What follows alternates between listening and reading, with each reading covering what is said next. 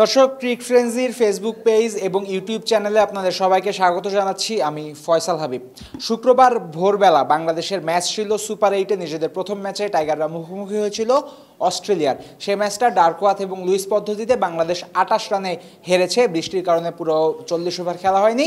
Australia ইনিংসে 10 over খেলা হওয়ার পরেই আসলে খেলা বন্ধ হয়ে গেছে। অস্ট্রেলিয়া 28 রানে ম্যাচটা জিতে গেছে। এমন একটা হারে স্বাভাবিকভাবেই সবার মন খারাপ, এবং এই মন খারাপের মধ্যে আপনাদের একটা সুখবর কিন্তু আমি দিতে চাই। সুখবরটা হলো, এই বিশ্বকাপে বাংলাদেশ দল যখন মাঠে খেলছে তখন পুরো বাংলাদেশ, অর্থাৎ বাংলাদেশের বাকি সব মানুষজন, 18 কোটি মানুষজন, আপনারা কিন্তু নগদ অ্যাপে খেলতে পারবেন। নগদ অ্যাপে আপনারা ঢুকবেন, রেজিস্ট্রেশন করা থাকলে, অর্থাৎ নগদে অ্যাকাউন্ট থাকলে ভালো, না থাকলে অ্যাকাউন্ট খুলে তারপরে নগদ অ্যাপে ঢুকবেন। নগদ অ্যাপে ঢুকলে মেইন ইন্টারফেসে একটা অপশন দেখবেন, মোর অপশনস লেখা। মোর অপশনসে ঢুকলে একেবারে সবার লাস্টের অপশনটা পাবেন, এই যে আমার পেছনে যেটা লেখা খেলা হবে নগদে, এই অপশনটা পাবেন। খেলা হবে নগদের মধ্যে যখন আপনি এন্টার করবেন তখন বিভিন্ন রকমের প্রশ্ন থাকবে, যে প্রশ্নের আপনার উত্তর দিতে হবে। উত্তরগুলো হবে প্রেডিকশন ধর্মী, অর্থাৎ একেবারে অ্যাকুরেট উত্তর না, আপনি প্রেডিকশন করবেন, একটা অনুমান করবেন। বিশ্বকাপ শেষে আপনার প্রেডিকশন স্কোর যদি হয় সবার চেয়ে বেশি, আপনি যদি হন বিজয়ী, তাহলে আপনি কিন্তু জিক্সার বাইক পাচ্ছেন প্রথম পুরস্কার হিসেবে। এছাড়াও স্মার্টফোন আর টেলিভিশন থাকছে পুরো বিশ্বকাপ জুড়েই খেলা হবে নগদে এই ক্যাম্পেইনের পুরস্কার হিসেবে। চলছে প্রেডিকশন গেম নগদ অ্যাপে। প্রেডিকশন করে জিতুন জিক্সার বাইক, টিভি, স্মার্টফোন সহ আরো অনেক পুরস্কার। এই গেল আপনাদের জন্য সুখবর, কারণ বাংলাদেশের খেলাও দেখছেন, প্রেডিকশন করে আবার পুরস্কার জেতার সম্ভাবনাও পাচ্ছেন। এটা অবশ্যই একটা সুখবর। কিন্তু সুখবরটা আসলে বাংলাদেশ দল দিতে পারেনি শুক্রবার ভোরবেলায় যে ম্যাচটা ছিল অস্ট্রেলিয়ার এগেনস্টে, সেই ম্যাচটাই। এবং এমনই এক অবস্থা, এক ম্যাচের শোক কাটিয়ে উঠতে উঠতে আরেক ম্যাচের চিন্তায় আপনার নেমে পড়তে হচ্ছে, কারণ শনিবার বাংলাদেশ সময় রাত 8:30টায় কিন্তু বাংলাদেশ আবার মাঠে নামবে। এবার আরও একটা শক্তিশালী প্রতিপক্ষ ইন্ডিয়ার এগেনস্টে। দুই ম্যাচের মধ্যে সময়টা খুব কম, শোক কাটিয়ে ওঠার সময় খুব কম। এখন তাই শোক নিয়ে পড়ে না থেকে শোককে শক্তিতে পরিণত করতে হবে বাংলাদেশের, তাতে কোনো সন্দেহ নাই। এই মুহূর্তে আমি অস্ট্রেলিয়া ম্যাচ নিয়েও একটুখানি কথা বলবো, ইন্ডিয়া ম্যাচ নিয়েও একটুখানি কথা বলবো। অস্ট্রেলিয়া ম্যাচ নিয়ে কথা বলার যেটা সবচেয়ে বড় পয়েন্ট, সেটা হলো মিডল ওভার। মিডল ওভারে কিন্তু আমাদের রান হচ্ছে না। নেদারল্যান্ডসের এগেনস্টে আমরা ভালো একটা শুরু পেয়েছিলাম পাওয়ার প্লেতে, 6 ওভারে 54 রান তুলতে পেরেছিলাম আমরা। এবং অস্ট্রেলিয়ার এগেনস্টেও আমরা পাওয়ার প্লেতে অ্যাকর্ডিং টু প্ল্যান খেলতে পেরেছি। ক্যাপ্টেন নাজমুল হোসেন শান্ত তিনি ম্যাচে শেষে বলেছিলেন, পাওয়ার প্লেতে আমাদের টার্গেট ছিল দেখে শুনে খেলার। সেক্ষেত্রে বাংলাদেশ দেখে শুনে খেলে 1 উইকেটে 39 রান কিন্তু পাওয়ার প্লেতে তুলেছিল। নেদারল্যান্ডসের এগেনস্টে আমরা তুলেছিলাম 2 উইকেটে 54 রান পাওয়ার প্লেতে।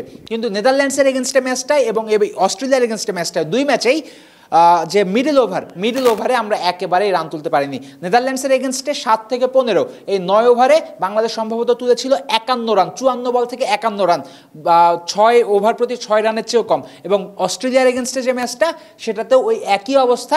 বাংলাদেশ আজ সম্ভবত তুলেছিল 9 ওভারে 48 থেকে 49 রান। এই জায়গাটাতেই বাংলাদেশ পিছিয়ে পড়ছে। নেদারল্যান্ডসের এগেনস্টে ওই ম্যাচটাতেও আমরা যদি মিডল ওভারে ভালো করতে পারতাম তাহলে 170+ আমরা তুলতে পারতাম। এবং অস্ট্রেলিয়ার এগেনস্টে এই ম্যাচটাতেও বাংলাদেশ যদি মিডল ওভারে ভালো করতে পারতো তাহলে আমার বিশ্বাস 160 থেকে 170 রান হতো, এবং সেক্ষেত্রে ম্যাচটা আরেকটু কিন্তু ফাইটিং হতো। তাই মিডল ওভারের সমস্যার সমাধান কিভাবে করা যায়, এটা অতি দ্রুত বাংলাদেশ দলকে বের করতে হবে, যেহেতু হাতে সময়ও খুব বেশি নেই। টপ অর্ডার নিয়ে নতুন করে আর কিছু বলবো না, যেমনটা পুরো টুর্নামেন্ট ধরে চলে আসছে ঠিক তেমনটাই হচ্ছে টপ অর্ডার আজকেও আমি বলবো ফেল করেছেন Tanzid Hasan Tamim. Back to back ducks for him. আজকেও তিনি ডাক মেরে উঠে গেছেন মিচেল স্টার্কের বলে। লিটন দাস যদিও অনেকক্ষণ খেলেছিলেন, কিন্তু একেবারেই যে চোখের শান্তির মতো একটা ইনিংস খেলেছেন মোটেই তেমন নয়। 25 বল খেলে 16 রান করেছেন লিটন দাস, এবং আপনি যখন 20-25টা বল খেলে ফেলেছেন তখন আপনি উইকেটটা ছুড়ে দিয়ে আসতে পারেন না। এটা লিটন নিশ্চয়ই জানেন। লিটন জানেন অনেক কিছুই, সেটা আসলে মাঠে অ্যাপ্লাই করতে পারেন না, আজকেও অ্যাপ্লাই করতে পারেননি। 25 বল উইকেটে থাকার পরে তিনি স্ট্যাম্প বরাবর একটা বল স্লগ সুইপ করতে গিয়ে বোল্ড হয়ে ফিরে গেছেন। সো এই বিষয়গুলো ইন্ডিয়ার এগেনস্টে যেহেতু আমাদের একদিনের মধ্যেই ম্যাচ, তাই এই বিষয়গুলো আমাদের ভাবনা চিন্তার মধ্যে রাখতে হবে। কিভাবে আমরা মিডল অর্ডারে ভালো করব, মিডল অর্ডারে কীভাবে আরেকটু রান তুলব, এবং ওপেনিংয়ে কোনো চেঞ্জ আনা সম্ভব কিনা, টপ অর্ডারে কোনো চেঞ্জ আনা সম্ভব কিনা, এই আলোচনাটাতেই প্রথমে যাই। টপ অর্ডারে কোনো চেঞ্জ আনা সম্ভব কিনা, টপ অর্ডারে কোনো চেঞ্জ আনা উচিত এমন প্রশ্নে সবার আগে আপনার মাথায় আসবে লিটন দাসের কথা, যে আমি লিটনকে বাদ দিয়ে দিই। কিন্তু এখানে লিটনকে বাদ দেওয়া একেবারেই ইজি নয়। কেন ইজি নয়? কারণ লিটন দাস আপনার উইকেট কিপার, আপনার স্কোয়াডে আরেকজন উইকেট কিপার আছেন যিনি হলেন জাকের আলী অনিক। জাকের আলী অনিককে আপনি টপ অর্ডারে খেলাতে পারবেন না। জাকের আলী অনিক মিডল অর্ডার কিংবা লোয়ার মিডল অর্ডারেই খেলবে, তাই লিটনকে বাদ দিয়েই হুট করে আসলে অনিককে দলে নেওয়া সম্ভব নয়। হ্যাঁ, অনেকে এমন বলতে পারেন যে শান্ত এক ধাপ উপরে যাবে, সবাই এক ধাপ করে উপরে যাবে, লিটন বাদ পড়বে, মাঝে জাকের আলী অনিক আসবে, কিন্তু এমন হওয়ার চান্সেস আর ভেরি লেস। এবং একটা কথা বারবার করে বলছি, কোচ ক্যাপ্টেন চান উইকেটের পেছনে লিটন দাসই থাকুক, কারণ লিটন দাসের সেই এক্সপিরিয়েন্সটা আছে, তিনি ফিল্ড সেট আপে সাহায্য করতে পারেন এবং Liton as a wicket keeper খুবই দারুণ ফর্মেও আছেন। এই কারণেই সম্ভবত ইন্ডিয়ার এগেনস্টেও লিটন দাস আবার টিকে যাবেন। ইন্ডিয়ার এগেনস্টে লিটন দাসের টিকে যাওয়ার আর একটা কারণ হতে পারে যে গত বিশ্বকাপে ইন্ডিয়ার এগেনস্টে লিটন কিন্তু রান করেছিলেন, বাট ওই যত যুক্তিই দাঁড় করানো হোক না কেন, লিটন এই মুহূর্তে আসলে আবার একটা ওরকম ইনিংস খেলবেন এমন chances are very less. But at the end Liton সম্ভবত ইন্ডিয়ার এগেনস্টেও খেলে যাবেন। বাদবাকি যে বিশ্বকাপে যে কটা ম্যাচ বাংলাদেশ খেলবে সে কটা ম্যাচেও সম্ভবত লিটন প্রত্যেকটা ম্যাচেই শুরু করবেন। তবে টপ অর্ডারে ইন্ডিয়ার এগেনস্টে একটা পরিবর্তন কিন্তু আসতে পারে। পরিবর্তনটা হতে পারে তানজিদ তামিম, তিনি ড্রপ হতে পারেন, তার জায়গায় সৌম্য সরকারকে আনা হতে পারে। সৌম্য সরকার বিশ্বকাপে প্রথম ম্যাচ খেলেছিলেন শ্রীলঙ্কার এগেনস্টে, ডাক মেরেছিলেন, মারার পরে তিনি স্কোয়াড একাদশ থেকে ড্রপ হয়েছেন। তানজিদ তামিম প্রতি ম্যাচেই শুরু করেছেন কিন্তু এখনো পর্যন্ত বিশ্বকাপে, কিন্তু তানজিদ আবার পরপর দুইটা ম্যাচ যেহেতু ডাক মারলেন, সেহেতু ইন্ডিয়ার এগেনস্টে বড় ম্যাচ, হারলেই মোটামুটি বাংলাদেশ বাদ, তাই এমন ম্যাচে তানজিদ তামিমকে নিয়ে সম্ভবত আর টিম ম্যানেজমেন্ট রিস্ক নেবে না, সৌম্য সরকারকে ফেরানো হতে পারে। তাহলে সৌম্য আর লিটনের যে একটা ড্রিম ওপেনিং পেয়ার আমরা কল্পনা করি যে বাংলাদেশে এই ওপেনিং পেয়ার হলে বাংলাদেশ মেরে পিটে সব কিছু ফাটিয়ে ফেলবে, এমন একটা ওপেনিং পেয়ার আপনারা দেখতে পারেন। সৌম্য এবং লিটনই সম্ভবত ইন্ডিয়ার এগেনস্টে ওপেনিং করবেন। তবে এখানে আয়রনি সেটা হলো যে একজন ডাক মেরে বাদ পড়েছিলেন, মাঝে তার কিছুই করতে হয়নি, অন্যজন ডাক মেরেছেন, তাই আবার আগে যে ডাক মেরেছিলেন তাকে ফিরে আনা হলো। বাংলাদেশ ক্রিকেটটা চলছেই এমনভাবে, আসলে এখন বিশ্বকাপের মাঝপথে এসব নিয়ে কথা বলে খুব বেশি লাভ নাই। তবে যেটা বললাম, টপ অফ দ্য অর্ডারে একটা পরিবর্তন আসতে পারে ইন্ডিয়ার এগেনস্টে ম্যাচে, সেটা হলো তানজিদ তামিম ড্রপ হয়ে সৌম্য সরকার তিনি খেলতে পারেন। এবং আরও একটা পরিবর্তন আমি পার্সোনালি চাই, সেটা হলো যে শরীফুল ইসলামকে যেভাবেই হোক একাদশে একটা জায়গা দেয়া হোক। এখন শরীফুল ইসলামকে একাদশে জায়গা কেন দেয়া হবে এটা আগে আলোচনা করা দরকার। শরীফুল ইসলাম রাইট হ্যান্ডেড ব্যাটারদের এগেনস্টে বল ভেতরের দিকে ঢোকাতে পারেন, তিনি রাইট হ্যান্ডেড ব্যাটারদের এগেনস্টে রাউন্ড ওভার দ্য উইকেট বল করবেন এবং বলগুলো পরে বল সুইং করে একটু ভেতরের দিকে ঢুকবে, এবং লেফটি পেসারদের জন্য এই গুণটা আত্মস্থ করা কিন্তু অনেক কঠিন। শরীফুল এটা আত্মস্থ করেছেন। এবং আপনি যদি ইন্ডিয়ার ব্যাটিং লাইন আপের দিকে তাকান, দুজন ডানহাতি কিন্তু ওপেনিং করতে নামবেন, রোহিত শর্মা এবং শরীফুল ইসলাম, এবং এই ডানহাতিদের এগেনস্টে রোহিত শর্মা এবং বিরাট কোহলি ওপেনিং করতে নামবেন। এবং এই ডানহাতিদের এগেনস্টে শরীফুলের মতো একজন বোলার যদি আপনার থাকে, তাহলে শুরুতে একটা উইকেট তুলে নেওয়ার আপনার একটা বড় সুযোগ তৈরি হবে। কিন্তু বড় প্রশ্ন হলো, শরীফুলকে যদি নিতে হয় তাহলে কার জায়গায় আপনি নেবেন? শরীফুলকে নিতে হলে অপশান আপনার দুইটা, হয় আপনি শেখ মেহেদিকে বাদ দিয়ে শরীফুলকে নেবেন, অথবা বাংলাদেশ দলের ভাইস ক্যাপ্টেন তাসকিন আহমেদকে বাদ দিয়ে আপনি শরীফুলকে নেবেন। এই দুটো অপশনের মধ্যে আই উইল প্রেফার মেহেদিকে বাদ দিয়ে শরীফুলকে নেওয়া হোক। যদিও শেখ মেহেদি হাসান অস্ট্রেলিয়ার এগেনস্টে দারুণ বোলিং করেছেন, 4 ওভারে 22-23 রান মাত্র দিয়েছেন, এবং শেখ মেহেদি বরাবরই স্পিনে খুবই ভালো বোলিং করেন। অন্যরা সবাই যদি রান খান এরপরও শেখ মেহেদি ইকোনমিক্যাল থাকেন, কিন্তু ইন্ডিয়ার এগেনস্টে কম্বিনেশন বিবেচনায় এবং প্রতিপক্ষ বিবেচনায় মেহেদির চেয়ে শরীফুলই এগিয়ে থাকবেন। কেন এগিয়ে থাকবেন? কারণ ইন্ডিয়ান ব্যাটাররা ইউজুয়ালি স্পিনারদের এগেনস্টে বেশ ভালো। বিরাট কোহলি এবং রোহিত শর্মা ওপেন করতে আসবেন, বিরাট কোহলি এবং রোহিত শর্মার এগেনস্টে নতুন বলে আপনার শেখ মেহেদিকে ব্যবহার করার খুব বেশি কারণও নাই।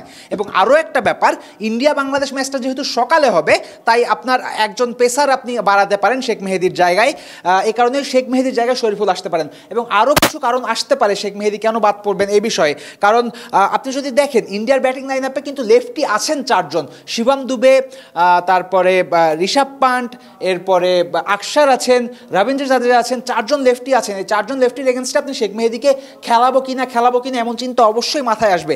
কিন্তু এই 4 জন লেফটি দেখে লোভে পড়ে শেখ মেহেদিকে খেলানো খুব বেশি লাভ হবে না। কেন? কারণ ঋষভ পান্টের এগেনস্টে আসলে রাইটি লেফটি এসব কিছু চিন্তা করে লাভ নাই। পান্ট যদি মারতে চান তাহলে তিনি মারবেনই। শিবম দুবে তিনি স্পেশালাইজড স্পিন হিটার, তিনি স্পিন বল দেখলেই মারবেন, সেটা রাইট হ্যান্ডেড বোলার হোক, লেফট হ্যান্ডেড বোলার হোক, লেগ স্পিনার হোক, চাইনাম্যান বোলার হোক, স্পিন দেখলেই তিনি মারেন।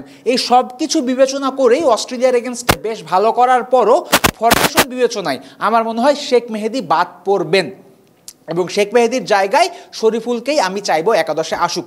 এবং আরও একটা যে অপশনের কথা বললাম, তাসকিন আহমেদকে বাদ দিয়ে শরীফুলকে আনা যায় কিনা, কারণ তাসকিন কিন্তু নেপাল 4 ওভারে 29 রান দিয়ে 2 উইকেট নিয়েছিলেন সম্ভবত সেদিন, কিন্তু 29 রান দেওয়ার পেছনেও বেশ কিছু বাজে বল ছিল। অস্ট্রেলিয়ার এগেনস্টেও আজকে তাসকিন যে কটা বল করেছেন সে কটা বলে বেশ কিছু রান কনসিড করেছেন এবং বাজে বল করেছেন। তাসকিনের বলে বেশি প্ল্যানিংয়ের অভাব মনে হয়েছে, এক একটা বল এক এক দিকে একটু ছন্ন ছাড়া মনে হয়েছে। এই কারণেই তাসকিনকে বাদ দেওয়ার একটা মৃদু স্বর বা মৃদু গুঞ্জন উঠছে। বাট আলটিমেটলি বাংলাদেশ দল তাসকিনকে বাদ দিবে বলে আমার মনে হয় না। না দিক, তাসকিন খেলুক। তাসকিন ইন্ডিয়ার এগেনস্টে ভালোও খেলেন, ইন্ডিয়ার এগেনস্টে অনেক পেসে বল করেন, এমন একজন বোলারও আপনার লাগবে, নো ডাউট অ্যাবাউট দ্যাট। কিন্তু শরীফুলকে আপনার যেভাবে হোক আনতে হবে, কারণ হলো ইন্ডিয়ার দুজন রাইট হ্যান্ডেড ব্যাটার, ইন্ডিয়ানরা লেফট হ্যান্ডেড পেসারদের এগেনস্টে খানিকটা দুর্বল, দুজন রাইট হ্যান্ডেড ব্যাটার ওপেনিং করবেন এবং খেলাটা হবে সকাল সকাল। যদি বাংলাদেশ টস জিতে বা হেরে বোলিং করে আগে, তাহলে শরীফুল হতে পারেন তুরুপের তাস। একদিকে শরীফুল এবং অন্যদিকে তানজিম সাকিবকে দিয়ে যদি ওপেনিং স্পেলটা করানো হয়, তাহলে পাওয়ার প্লেতে 2-3টা উইকেটও কিন্তু তুলে নেওয়া সম্ভব ইন্ডিয়ার এগেনস্টে। এ কারণেই চিন্তা করেই বলছি শরীফুলকে ইন্ডিয়ার এগেনস্টে একাদশে দরকার দরকার দরকার, অবশ্যই দরকার। শরীফুলকে ইন্ডিয়ার এগেনস্টে নিয়ে একবারে ফরজের মতো হয়ে গেছে এই মুহূর্তে, এবং শরীফুলকে নিতে হলে সম্ভবত শেখ মেহেদীকেই বাদ দেওয়া হবে। সেক্ষেত্রে বাংলাদেশের একাদশে, ইন্ডিয়ার এগেনস্টে বাংলাদেশের একাদশে দুটা চেঞ্জ আসতে পারে। তানজিদ তামিমের জায়গায় সৌম্য সরকার আসতে পারেন এবং শেখ মেহেদীর জায়গায় শরীফুল ইসলাম আসতে পারেন। এই গেল একাদশের আলোচনা। এখন আসি যে কনসার্নটা ছিল যে মিডল ওভারে কি হবে, মিডল ওভারে আমরা রান তুলতে পারছি না, এটা কি হবে? মিডল ওভারে রান তোলা কিন্তু ইন্ডিয়ার এগেনস্টেও একেবারেই সহজ হবে না। ইন্ডিয়াকে যদি দেখেন, সুপার 8-এর ফার্স্ট ম্যাচ ইন্ডিয়া 3 জন স্পিনার নিয়ে খেলেছেন, কুলদীপ যাদব, অক্ষর প্যাটেল এবং রবীন্দ্র জাদেজা। বাংলাদেশের এগেনস্টেও 3 জন স্পিনার নিয়ে খেলতে পারে ইন্ডিয়া, অ্যাটলিস্ট 2 জন স্পিনার নিয়ে খেলবেন, সেক্ষেত্রে জাদেজা এবং অক্ষর থাকবেন এবং মিডল ওভারে এই স্পিনাররাই বোলিংটা করবেন। এই স্পিনারদের সামলানোর কাজটা কিন্তু বাংলাদেশ ব্যাটারদের করতে হবে, ভালো মতো করতে হবে। মিডল ওভারে রান অবশ্যই তুলতে হবে, নাহলে বাংলাদেশ জিততে পারবে না।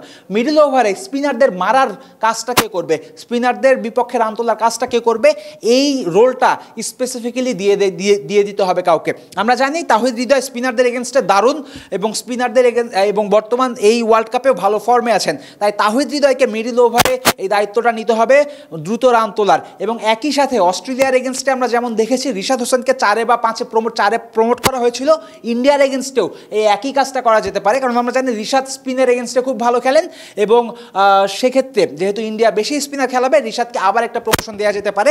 তবে আমার মনে হয় ইন্ডিয়ার এগেনস্টে মিডল ওভারে রান তুলতে সবচেয়ে বড় ভাইটাল রোল যিনি প্লে করবেন তিনি হতে পারেন সাকিব আল হাসান।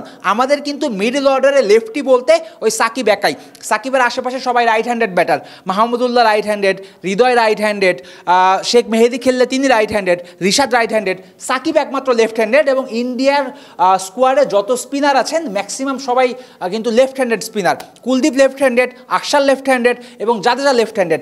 এই লেফট হ্যান্ডেড স্পিনারদের এগেনস্টে চার্জ করার দায়িত্বটা কিন্তু সাকিব আল হাসানকে নিতে হবে এবং সাকিব আল হাসান যদি স্পিনারদের চার্জ করার এই দায়িত্বটা নিতে পারেন, তাহলে মিডল ওভারে আমরা যে রান করতে পারছি না, 6-এর কম রান রেটে রান তুলছি মিডল ওভারে, এই জিনিসটা আমরা কিন্তু চেঞ্জ করতে পারবো। এবং মিডল ওভারে যদি রান তোলা যায়, বাংলাদেশ আগে ব্যাটিং করে যদি 170 করতে পারে, 170 করার মতো পিচেই খেলা হবে। অস্ট্রেলিয়ার এগেনস্টে যে মাঠে খেলা হয়েছে ঠিক ওই মাঠেই খেলা হবে। এই মাঠটা কিন্তু ইন্ডিয়ার চেয়ে বাংলাদেশের কাছে বেশি পরিচিত হবে, কারণ ইন্ডিয়া একদিন আগে অন্য মাঠ থেকে খেলে এই মাঠে ট্রাভেল করে এসে খেলবে। বাংলাদেশ অলরেডি একটা ম্যাচ খেলে ফেলেছে। সব দিক বিবেচনায় বাংলাদেশ যদি এই পিচের ভালো, এই উইকেটের ভালো ব্যবহারটা করতে পারে এবং মিডল ওভারে 9 ওভারে যদি বাংলাদেশ 70টা রান তুলতে পারে, তাহলে ইন্ডিয়ার এগেনস্টে ভালো ফাইট দেওয়া সম্ভব, ইন্ডিয়ার এগেনস্টে কিন্তু জেতাও সম্ভব। কিন্তু এই যদি কিন্তুগুলো মেলাতে হবে অনেক কিছুই। সাকিবের স্পিনারদের এগেনস্টে ভালো চার্জ করতে হবে, হৃদয়কে চার্জ করতে হবে, রিশাদকে আবার উপরে পাঠানো যেতে পারে, রিশাদ উপরে আসলে রিশাদ যেন 2-3টা 6 মারতে পারে অনেক। যদি কিন্তু হিসাব যদি মেলে, তাহলে ইন্ডিয়ার এগেনস্টে আপনারা ভালো কিছুই প্রত্যাশা করতে পারেন। বাংলাদেশ ভারত ম্যাচ সবসময় উত্তেজনা ভারত বাড়িয়ে দেয়, বাংলাদেশ ভারত ম্যাচ সবসময় কম্পিটিটিভ একটা খেলা উপহার দেয় এবং এবারও আমরা আশা করছি ঠিক তেমনটাই হবে। এবং যেহেতু বাংলাদেশ 3টা ম্যাচ জিতে সুপার 8-এ এসেছে, তাই বাংলাদেশ সুপার 8-এ একটা ম্যাচও জিততে পারবে না, একেবারেই পাত্তা পাবে না এমনটা ভাবার কোনো কারণ নেই, বরং যে কোনো দলকে বাংলাদেশ হারিয়ে দিতে পারে। শুধু সমস্যাগুলোর সমাধান করতে হবে। মিডল ওভারে আমরা যে রানের সমস্যা যেটা আমাদের, ওই সমস্যাটা আমাদের সমাধান করতে হবে 1 নম্বরে। 2 নম্বরে আমাদের ঠিক রাইট কম্বিনেশনটা চুজ করতে হবে। রাইট কম্বিনেশন চুজ করতে করতে হলে যেভাবেই হোক শরীফুল ইসলামকে একাদশে আনতে হবে। দর্শক, ইন্ডিয়া ম্যাচের আগে এই ছিল মোটামুটি আমার আলাপ আলোচনা। আমি বিশ্বাস করি যদি আমরা শরীফুল ইসলামকে একাদশে আনি এবং শুরুতে যদি শরীফুল উইকেট তুলে নিতে পারেন, যেটা শরীফুল লাস্ট 1 বছর ধরে করছেন, এবং একই সাথে মিডল ওভারে যদি আমরা রান তুলতে পারি, তাহলে ইন্ডিয়াকে হারানো অসম্ভব কিছু নয়। আশা করছি অস্ট্রেলিয়ার বিপক্ষে এই হারটা ভুলে আপনারা বাংলাদেশ ভারত ম্যাচ দেখতে টিভি সেটের সামনে বসে যাবেন এবং বাংলাদেশ ভারত ম্যাচের সবশেষ খবরাখবর জানতে ক্রিক ফ্রেন্সিতে ঢু মারবেন। আমাদের যেখানে যেখানে খুঁজে পাবেন সেগুলো জানিয়ে দিই। ফেসবুকে আমাদের পেজ আছে, crickfrenzy.com পেজে আমাদের খুঁজে পাবেন, এবং একই সাথে ইউটিউবে তো আমাদের চ্যানেল আছেই। দেশ বিদেশের ক্রিকেটের সবশেষ খবর আপনারা এই 2 জায়গাতেই পাবেন। আমি ফয়সাল হাবিব আজকের মতো সাইন অফ করছি। সবাই ভালো থাকবেন, সুস্থ থাকবেন, বাংলাদেশ ক্রিকেটকে সাপোর্ট করবেন।